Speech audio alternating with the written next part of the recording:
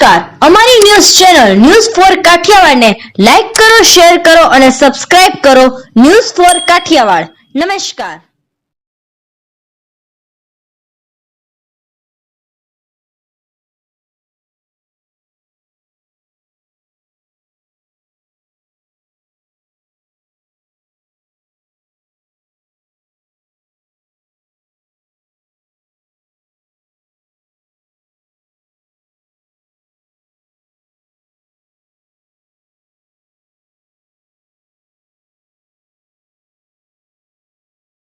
BU શટિયા fire મંજૂરી અને fire સેફટીના જરૂરી સાધનો નહીં ધરાવનાર શાળાઓ સામે કડક કાર્યવાહીનું જણાવતા જૂનાગઢ જિલ્લા શિક્ષણાધિકારી શ્રી લતાબેન ઉપાધ્યાય.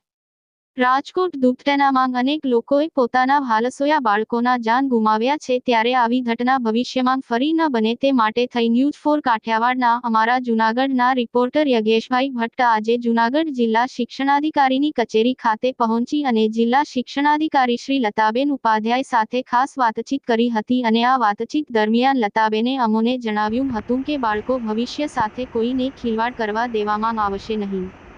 અને તે માટે અમો ગઈકાલથી જ આ બાબતે દરેક તાલુકા કક્ષાએ શાળાઓનો કેમ્પ યોજી રહ્યા છીએ. તેમાં બધી શાળાઓની ચકાસણી થશે અને આ ચકાસણી દરમિયાન ફાયર એનો બીયુ શટિયા કે અન્ય સેફટી બાબતોને લઈને તમામ શાળાઓની ચકાસણી કરવામાં આવશે અને તેમાં આવી કોઈ મંજૂરીઓનો અભાવ જોવા મળશે તેઓ સામે શાળાની મંજૂરી રદ કરવા સુધીની કાર્યવાહીના પગલાં લેવામાં આવશે. તેમાં વાતચીત દરમિયાન લતાબેન ઉપાધ્યાય જૂનાગઢ જિલ્લા શિક્ષણ અધિકારી શ્રીએ જણાવ્યું હતું.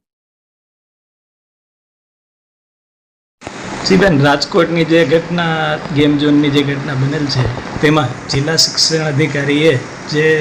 કાર્યવાહીના આદેશ આપેલા છે, આપણે જૂનાગઢમાં એ વિશે શું કહેશો? રાજકોટમાં જે ઘટના બની છે એને ધ્યાને લઈ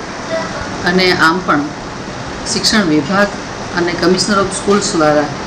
દર વર્ષે ફાયર એનઓસી બાબતે,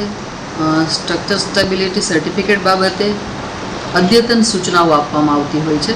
અને એ અનુસાર દર વર્ષે દરેક શાળાઓમાં કાર્યવાહી કરવામાં આવતી હોય છે. પણ આ વખતે રાજકોટની જે ઘટના બની એની ગંભીરતાને ધ્યાને લઈ અને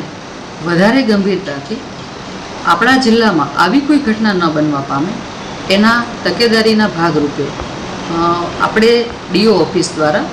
એક પત્ર કરી દીધો છે અને એ પત્ર અનુસંધાને આવતીકાલે એટલે કે તારીખ 31/5ના રોજ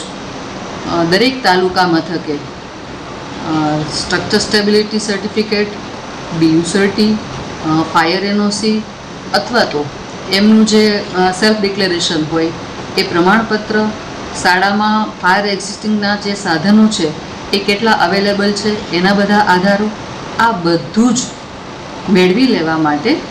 એક કેમ્પનું આયોજન કરેલું છે તાલુકા મથકોએ, જેથી કરીને તાલુકામાં આવેલ તમામ શાળાઓ છે એમાં સમાવિષ્ટ થઈ જાય અને એમના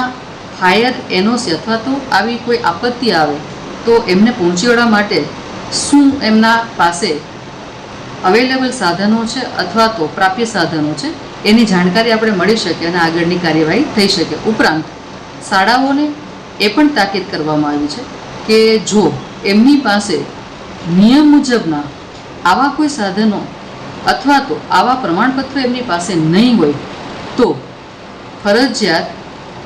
જિલ્લા શિક્ષણાધિકારી કચેરી તરફથી શાળાની માન્યતા રદ કરવા સુધીની ભલામણ કરવામાં આવશે. આ ખાસ તાકીદ કરવામાં આવી છે. બાળકોની સલામતી એ